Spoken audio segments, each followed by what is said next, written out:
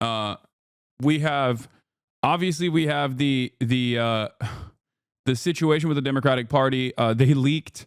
They had a meeting with like Our Revolution and Indivisible and numerous other like Democratic Party booster groups, right? Like activist groups that do door knocking for the Dems. Like they literally are a part of their network, right?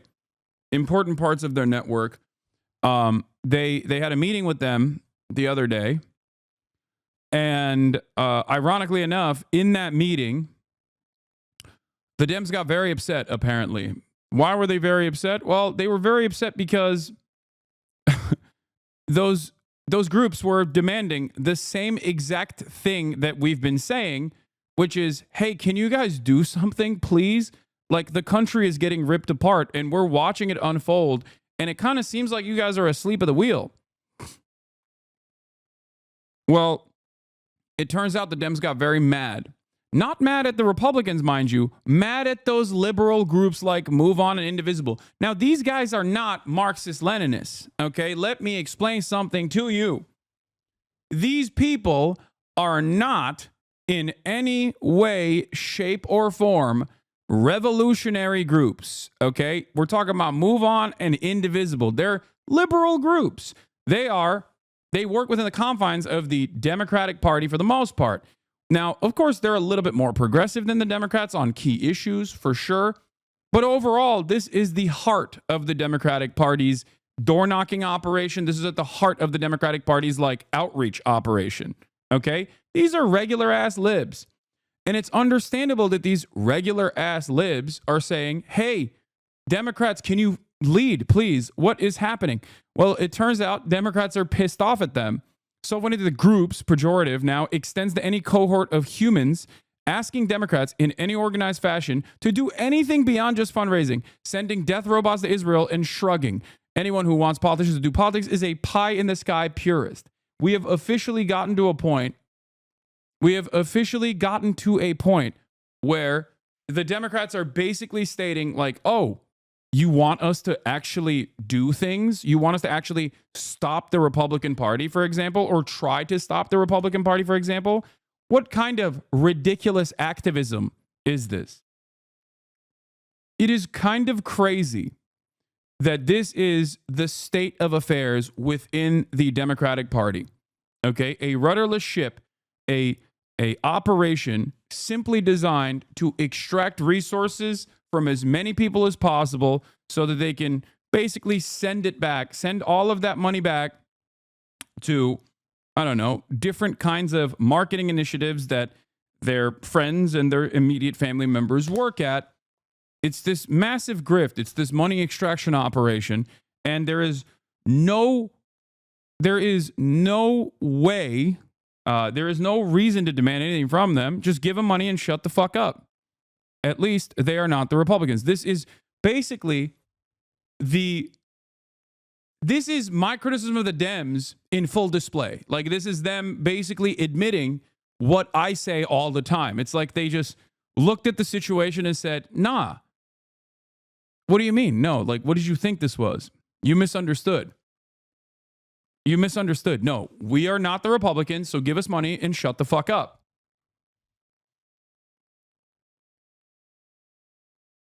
It's fantastic. It's wonderful. Here's a meme about it. Party. We love those quippy one-liners that make some people feel good about themselves and make us go viral while stunting any real progress from those pesky naysayers we don't like. I'm speaking. We're the Democratic Party. We sprinted to the right to try to get those people who would never vote for us and absolutely fucking lost. We're the Democratic Party. We currently hold the record for the most deportations, and we consistently vote against migrant communities, and we are not afraid to brag about that. We're the Democratic Party. We funded a genocide.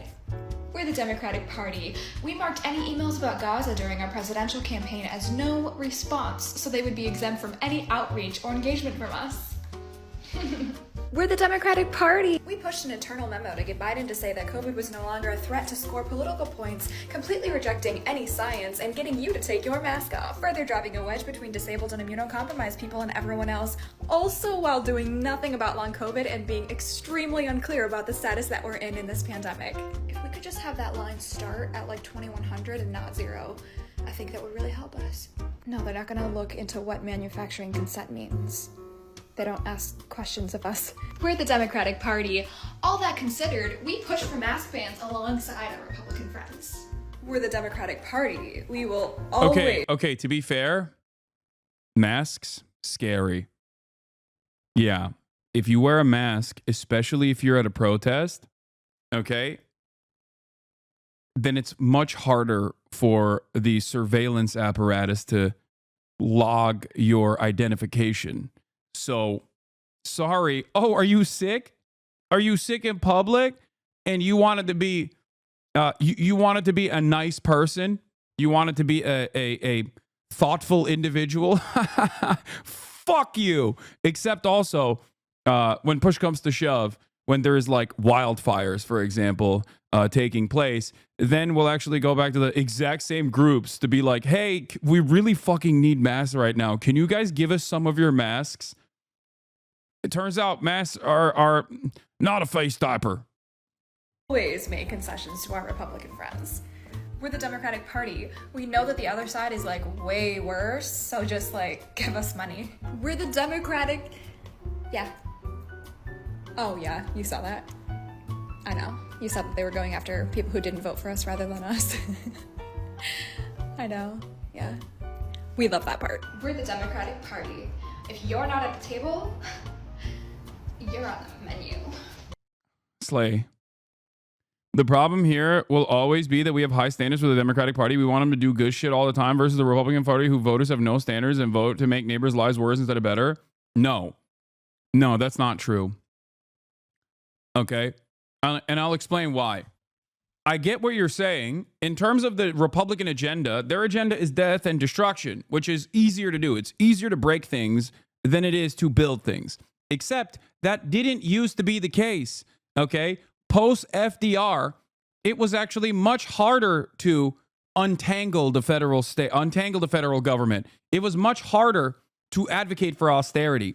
That is the last 40 years of neoliberalism that has made it so that starving the beast is actually the norm, and people have no expectations from their government, and that Democrats are not expected to actually beef up the federal government in any way, shape, or form. That's like we're inherently antagonistic towards those sorts of initiatives. Okay? That wasn't always the case, though. That was not always the case. There was a time when, the government used to do things and people used to like that the government used to do things. There was a time when we took advantage of these social safety nets, at least to the degree in which it existed, when living standards were better. So I don't think that there is do I believe that the Republicans have an easier go at it than the Democrats do, given the standards and the expectations from the broader American population? Absolutely. The problem is Democrats don't even actually push for any of those things. Anyway, here is the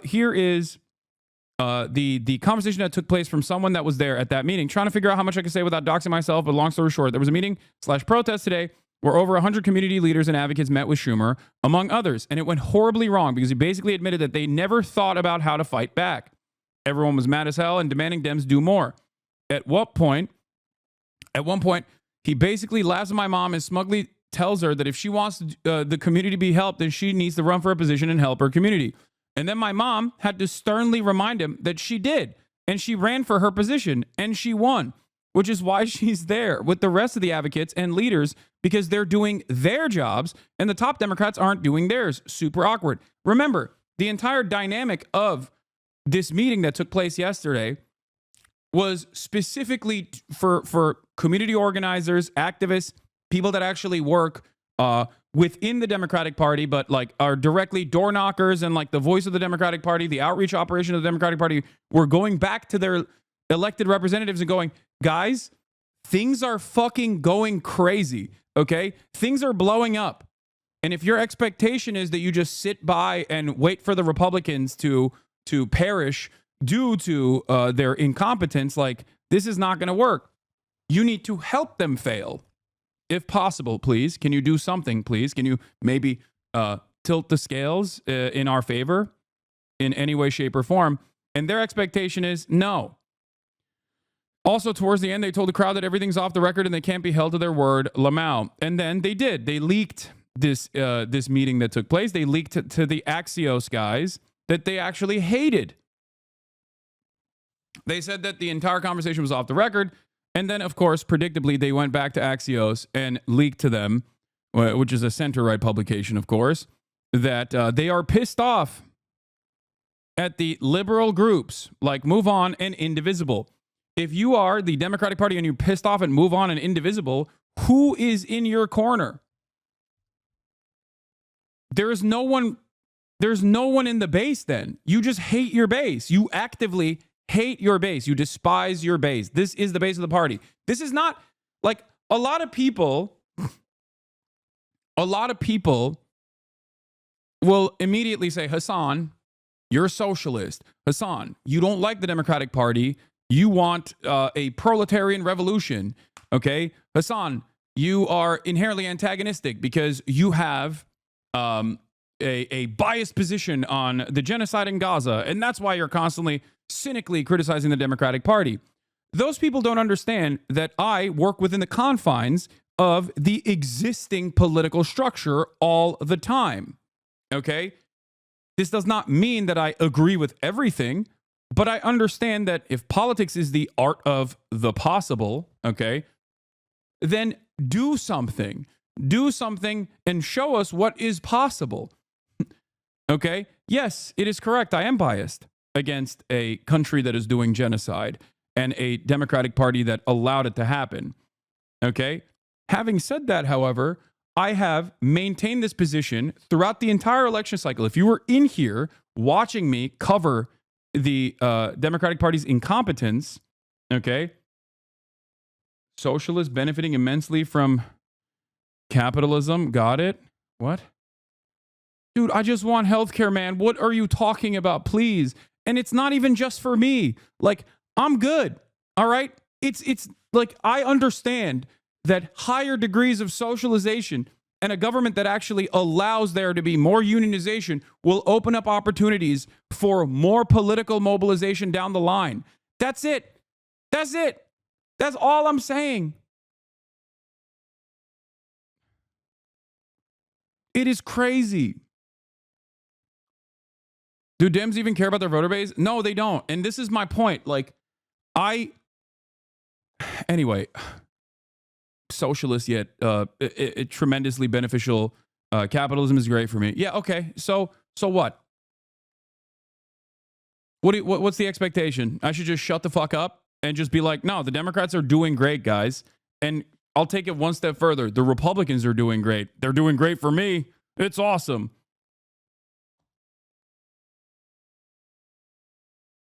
Anyway, it's ridiculous that in this time and space, like, I can't even have any sort of criticism of the Democratic Party from the perspective of someone who wants the Democratic Party to do better. You know? It's ridiculous.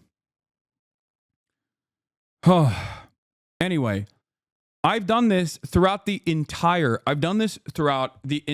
election cycle as well. My criticisms, no matter how much people tried to claim that they were like biased in favor of Gaza and cynically aggressive towards the Democrats for allowing death and destruction in Gaza, wasn't just about Gaza. I used Gaza as a way to describe the inconsistencies and the lack of interest from the Dems in actually paying attention to what was going on and the very reasonable demands that its base of support was demanding. Okay?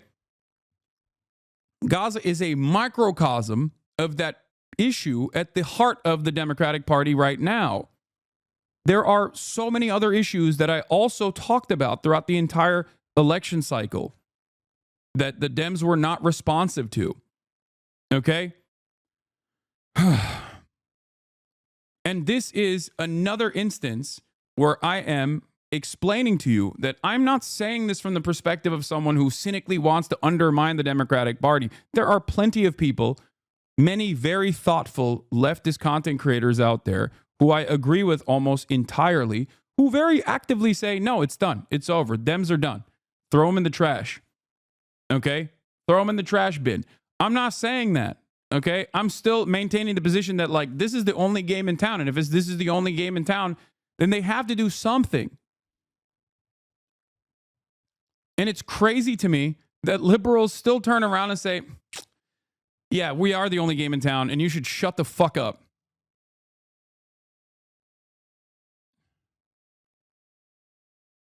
You know? They are actively throwing themselves in the trash by doing stuff like this.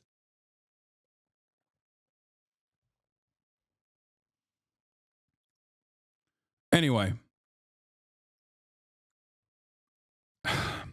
let's take a look at this closed-door meeting, though. Closed-door meeting for House Democrats this week included a gripe fest directed at liberal grassroots organizations. Sources tell Axios. Members of the Steering and Policy Committee with House Minority Leader Hakeem Jeffries in the room on Monday complained activist groups like Move On and Indivisible have facilitated thousands of phone calls to members' offices. People are pissed, the senior House Democrat who was at the meeting said, of lawmakers' reactions to the calls. The Democrat said Jeffries himself is very frustrated at the groups who are trying to stir up a more confrontational opposition to Trump. What is your job, Hakeem Jeffries? You are the House leader for the Dems. You are Nancy Pelosi's very own guy. What do you mean you're very frustrated? He's like, oh man, I can't believe I had to take this meeting with these losers and take time out of my busy schedule sucking Silicon Valley executive penis. Because remember, Hakeem Jeffries went to Silicon Valley and talked to the tech execs who are still on board with the Dems, the big boosters and the big donors, and said, hey, don't worry, we'll give you unlimited access when we're in power, just as the Republicans have seemingly given unlimited access to some of the right-wing tech CEOs. We'll do that for you. Okay? A Jeffries spokesperson disputed that characterization and noted to Axios that their office regularly engages with dozens of stakeholder groups, including Move On and Indivisible, including as recently as Monday.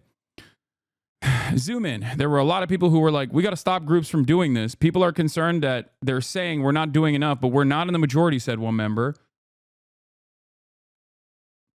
Some Democrats see the callers as barking up the wrong tree given their limited power as the minority party in Congress. It's been a constant theme of us saying, please call the Republicans. If the Dems don't listen to us when our demands are, please pressure the Republicans and obstruct every step of the way, please do something, anything, okay? And you're saying, dude, go yell at the Republicans. Why would the Republicans ever listen?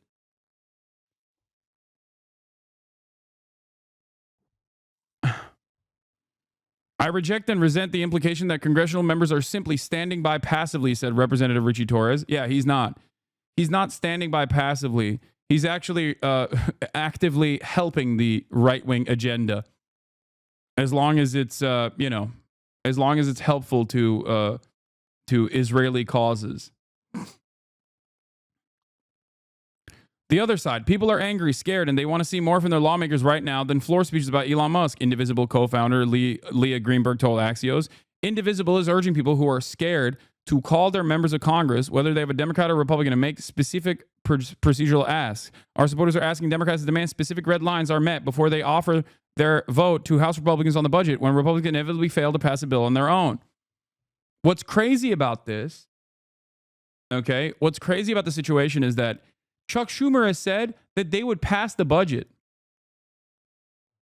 Chuck Schumer has said that they would pass the budget. Like the one fight that the Democrats have, the one tool that they have in their tool belt in terms of like stopping process, Chuck Schumer is like, yeah, we're not going to do that. We're the minority party. Who gives a shit? It's amazing. It is truly amazing that there's no fight left in the Dems at all when this is the moment where they're supposed to fight. Even if it was just about Gaza, so what? A genocide being your deal breaker is the only right thing. It's one good example of a single issue voting. Why not double down on that? The reason why is because it is a larger problem, even domestically. Okay? And there are plenty of people, especially people that I talk to, that truly do not care, okay? They are Western chauvinists. They are American exceptionalists, even if they consider themselves to be progressives. And in order to explain to them this issue, in order to explain to them the problems at the heart of the Democratic Party, I have to not only talk about Gaza, but also talk beyond that as well, because the reality of the matter is these are genuine issues that extend even outside of Gaza. It's understandable that that is a big enough deal for many people, okay, myself included. It's genocide. It's the one red line that most moral people should have, okay?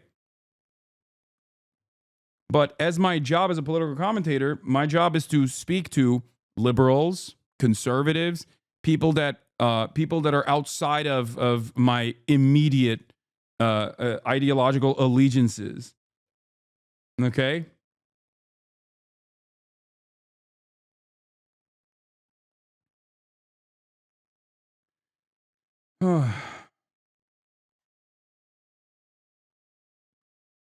No genocide, it's a war. It is a genocide, chatter. I can't believe that you're still doing genocide denial. What a ridiculous situation. I guess I can't even get that mad at people because like virtually every single mainstream media resource is actively undermining the truth. They unfollowed immediately after sending that message, by the way. I know. Hassan getting the TYT treatment right now? Wait, what? No.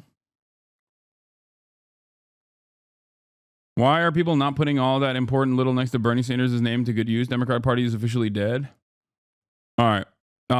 Let's see what Sam Cedar did I know this a morning. lot of people who listen to this program have probably contacted their representatives. Richie Torres from New York says, I reject and resent the implication that congressional Democrats are simply standing by passively. I want you to call him right now. And here's his numbers. 202-225-4361 for the DC. I swear I'm not trying to troll here, but is this similar to how typical education in Turkey leads to the denial of the Armenian genocide? Gaza genocide denial is just casual and accepted here. I mean, it's a little different because it's happening right now. Like what's happening in Turkey is, or what has happened in Turkey historically is, yes, education. Like it's not even a talking point. Like people's starting position is that it is a lie, that the Armenian genocide is a lie. That's what you're taught in school. Okay. 503-9610. And apologize for asking the Democrats to do something more. They have no leverage. And you're asking them to do stuff. Elections have consequences, and Richie Torres was hoping that consequence was a vacation or something. He's doing the best he can. He resents it. I resent you people. He resents the voters. Now you go and call and apologize. Yeah.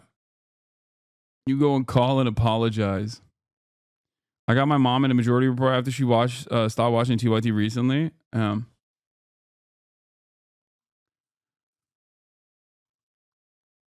That's the wrong clip. He calls and leaves a message later.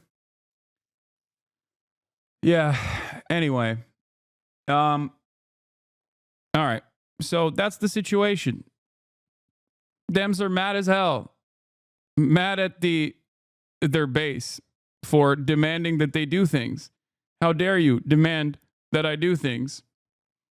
I don't want to do things. That's crazy. The expectation for me is that I do things. No thanks. Give me money now.